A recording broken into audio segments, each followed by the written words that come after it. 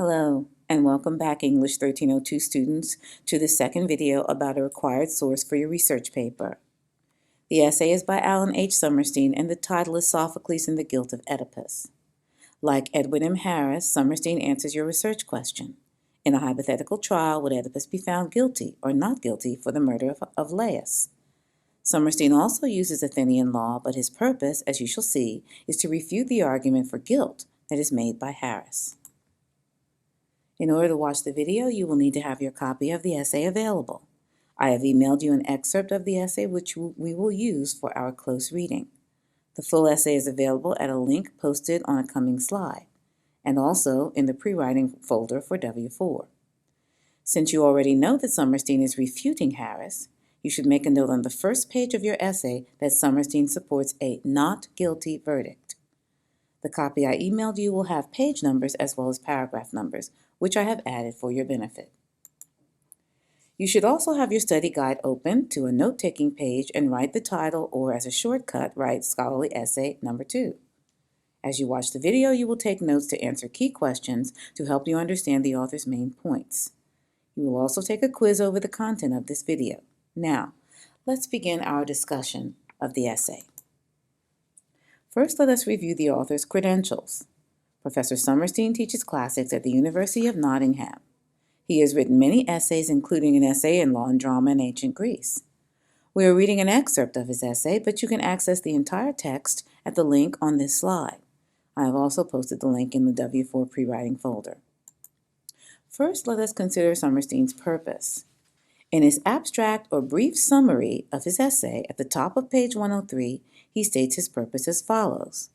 This article, in response to Harris, reconsiders whether Oedipus, on his own account in Sophocles' Oedipus Tyrannus of his encounter with Laius, would have been regarded by 5th century Athenians as legally guilty of homicide, either willful or unwillful, and concludes that he would not, because he was responding to a potentially lethal attack.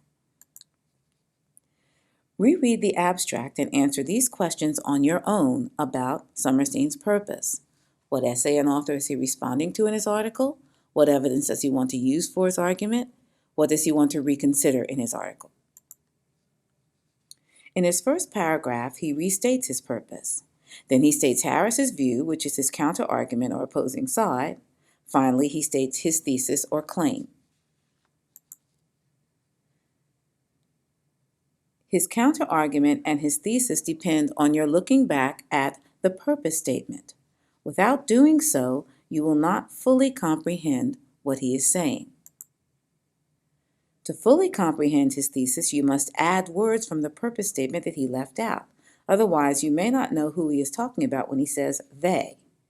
The antecedent for the pronoun they is an Athenian audience.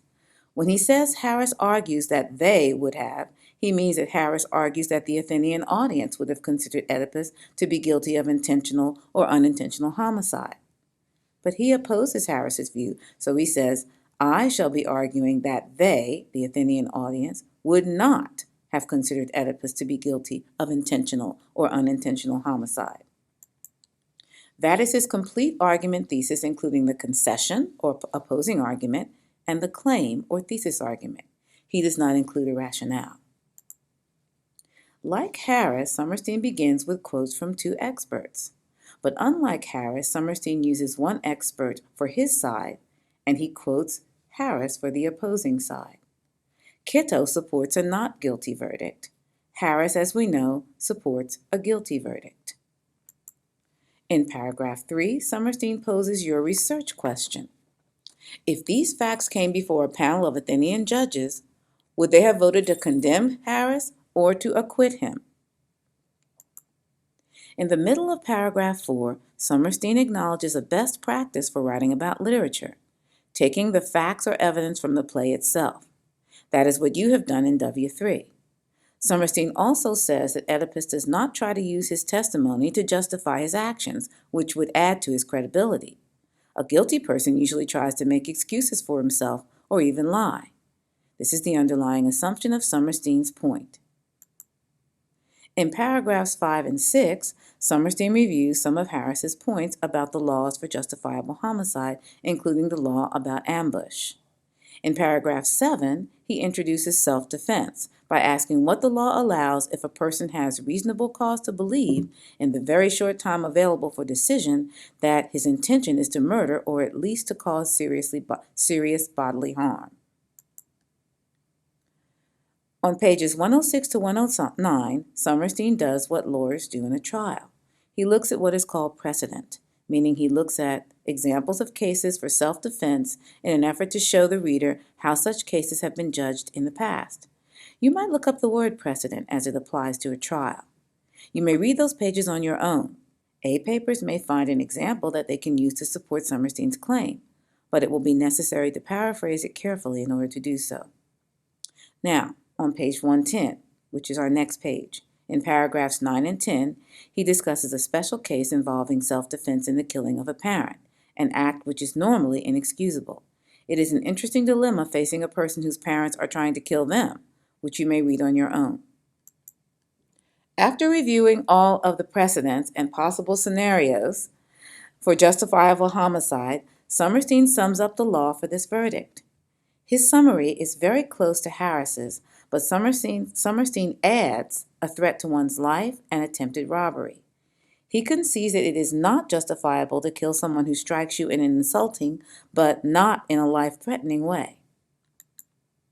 Now he turns to his argument for self-defense, looking to see how Oedipus's case stands up to the law.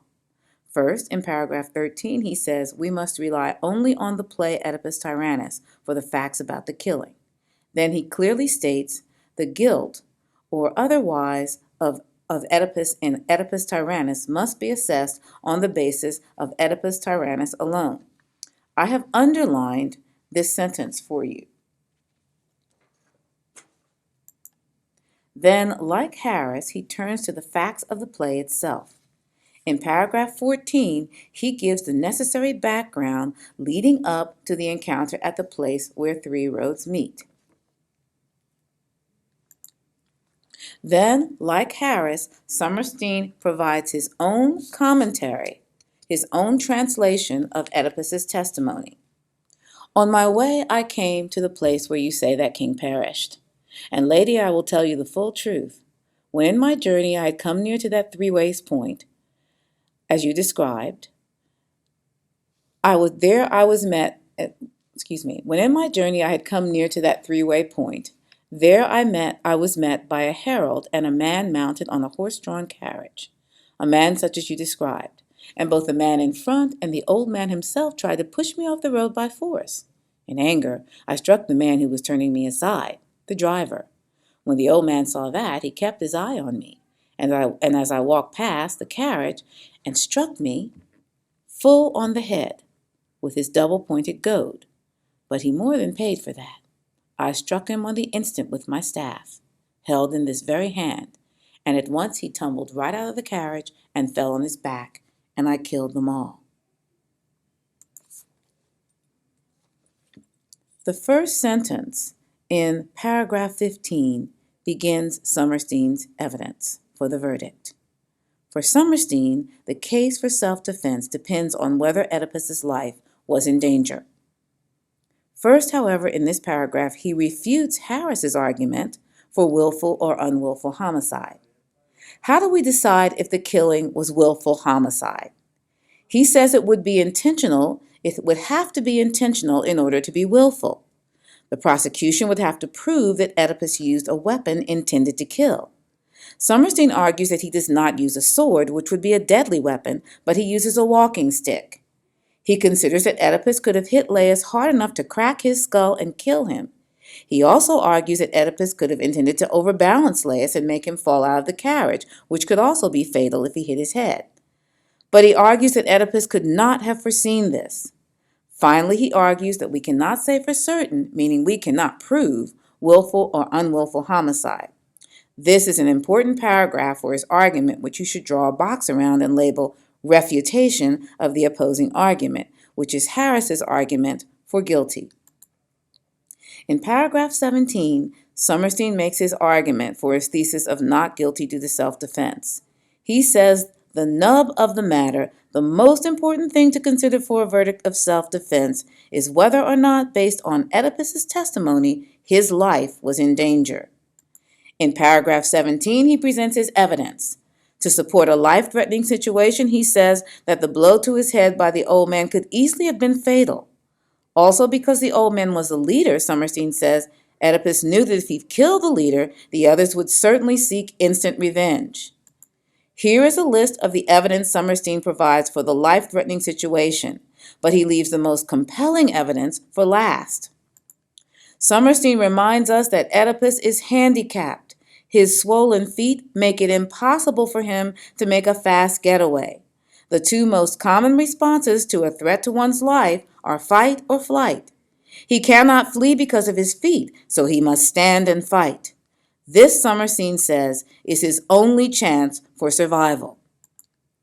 At the end of the essay, on page 116, Sommerstein ends with his thesis statement for not guilty. But of either the willful or unwillful homicide of Laius, he is not guilty. Now that you have done a close reading of the two required scholarly essays, it is time to review your thesis statement. Review the thesis and also the arguments you made in W3. Your next assignment will be to decide whether or not you will keep or revise your essay.